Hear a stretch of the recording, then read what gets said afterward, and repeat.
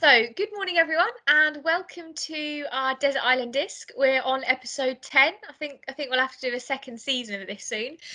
Today we are joined by Max Lacey, and he will kind of introduce what he does at Imperial.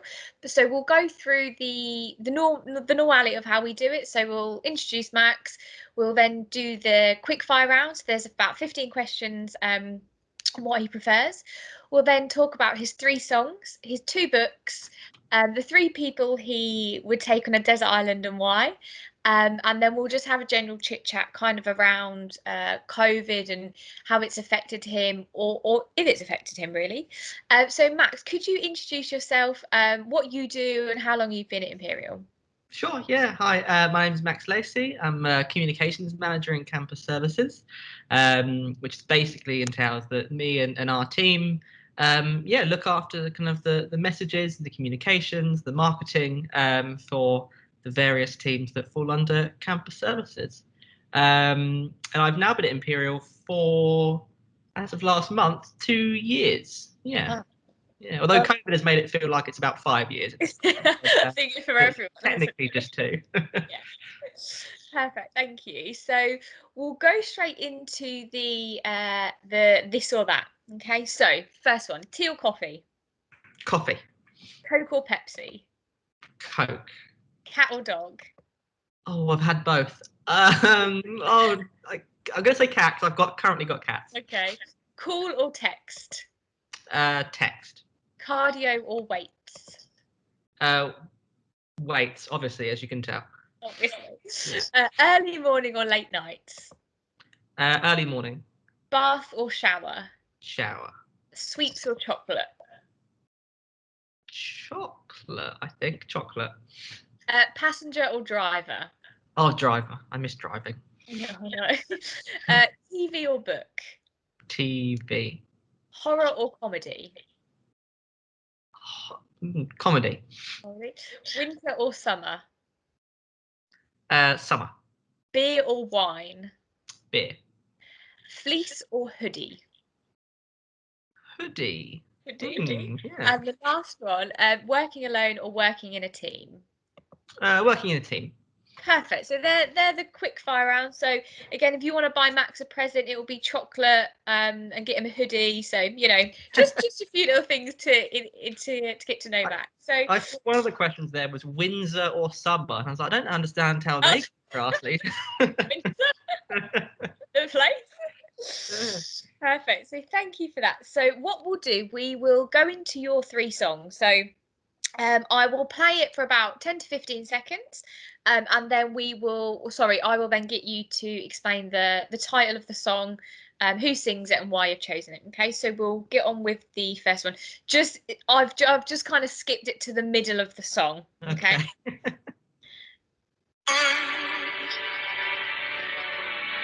So many things I would have done, but clouds got in my way. I looked at clouds from both sides now, from up and down. So what is your first song, Max? Yeah, so that's Both Sides Now by Joni Mitchell. And that's not actually the original version of the song. She did a very different kind of acoustic version originally back in the 60s, and then re-recorded a lot of her tracks in this kind of big orchestral style about 20 years ago or so. So yeah, the reason why I picked that one, and I'm not actually like a huge Joni Mitchell fan, like generally, but I really quite like that late night kind of almost jazzy orchestral Cafe style. Yeah, exactly. Yeah. And yeah, particularly this song, Both Sides Now. There's something about the lyrics of it and the kind of swelling orchestra behind it that just kind of is almost like an anomaly in some of my favorite songs. A lot of my favorite songs are kind of artists that I really like, and I kind of know their whole discography. But this one particular song just kind of sits in there almost on its own.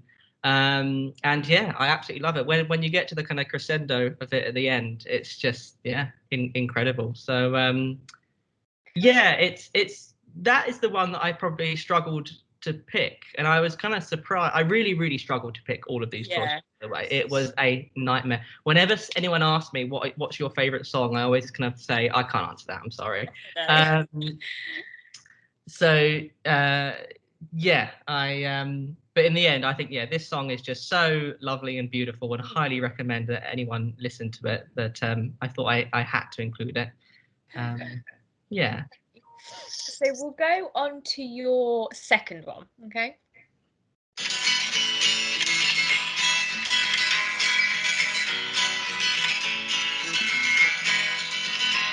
I was burned out from the exhaustion, buried in the hail, poisoned in the bushes, blown out on the trail, hunted like a crocodile, ravaged in the corn. Come in, she said, I'll give you shelter from the storm.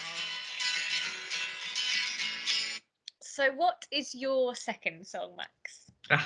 So that's it's Bob Dylan. It's Bob, and that's Shelter from the Storm. I talk too much about Bob Dylan. I'm sure everyone I know, particularly my team, I can hear Claire in my ear right now saying, "Really, you picked Bob for this?" They're sick of me talking about him, so I do apologise for inevitably bringing him up in this. But yeah, Bob Dylan is someone who, for me, is kind of the absolute peak of why I enjoy music. His lyrics and his voice, I know, is as an acquired taste. Some people, for some reason, don't like the kind of nasally, growly approach that he takes.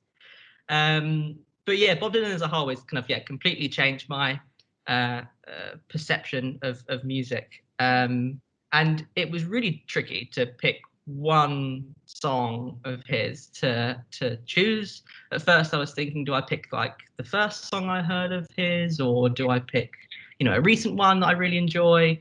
In the end, I picked "Shelter from the Storm" because I feel like it's the cleanest and simplest summary of why I think Bob Dylan is so great. He has a way of kind of twisting words to um,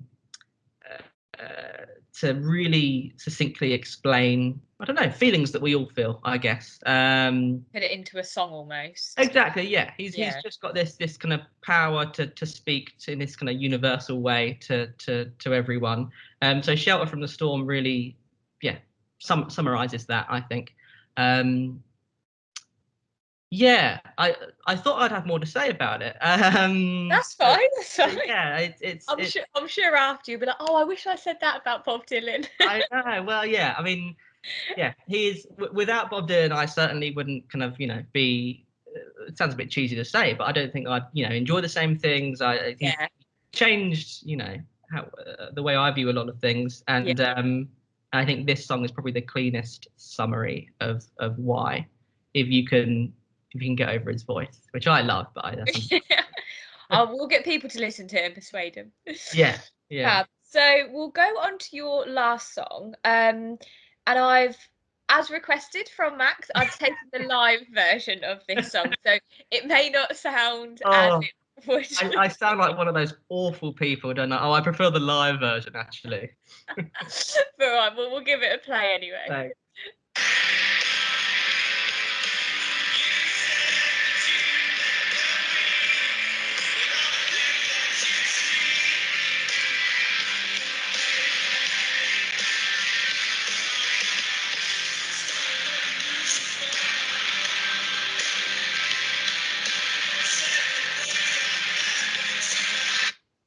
So if anyone's been living under a rock for the last 15 years and no one knows what that song is, what is that song, Max? That is Oasis and "Don't Look Back in Anger." And yes, as Leisha said, I asked for the live version, which that one is from, I think, 2000. So Oasis whereas kind of Bob Dylan is my favorite musician, I'd say Oasis were the band that I first loved. So I probably got into them when I was, I don't know, very young, 4, 5, 6. I have no idea. But they were kind of the band that introduced me to music, really. I don't listen to them like loads anymore. But I thought it would be impossible to not include one of their songs. And I thought I'd go for Don't Look Back in Anger because it's a song that everyone knows, right? Like it's huge. It's probably second in. You know it straight away. Exactly. But even so, even the thousandth time that I've heard it, when you've got like 50,000 people singing it as the live versions do, it's still amazing. I don't feel like it's lost any of its power through being so well known, unlike Wonderwall, whereas I think Wonderwall has probably lost some of its shine now. It's weird that Oasis have that effect, and that them two songs, as soon as it comes on, you know all the lyrics, even if you never looked at the lyrics before, you just know it. And I think that's a quite powerful thing from a band to be able to do as well. And so when they play it live, and Noel Gallagher still plays it live now. What he'll normally do is he'll get the crowd to sing, so he won't sing the first or second choruses. You've got all these videos on YouTube which are amazing to watch, where you've got thousands of people all just singing the chorus back at Noel, and then he comes in for the very, very last one.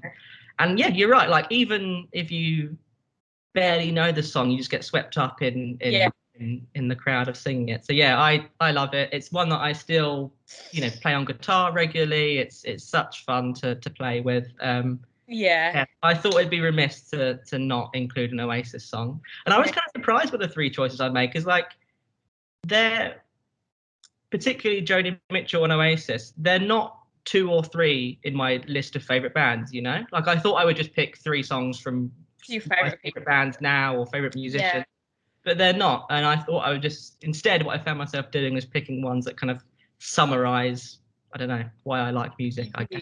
It's for those people who haven't watched the other episodes of our Desert Island Disc, a few people were like, this song was when I was at uni, and then this song was like coming back from a race or an event. And I think Will Hollier, head of sport, one of his songs was it was a song by Rihanna, but it weren't his favorite song, but the reason why he picked it was because he went traveling with before he married his wife, and they went traveling in Australia, and this song was on constantly, and then they had it an acoustic version at their wedding. It wasn't their favorite song, it's just a song that resonated with those parts in their life. And I think music's quite a powerful thing with that as well. So thank you for them 3. So we will come on to your so you've got your 2 books. So if you want to start with your first one, the author and the title of the book, and why you've chosen this.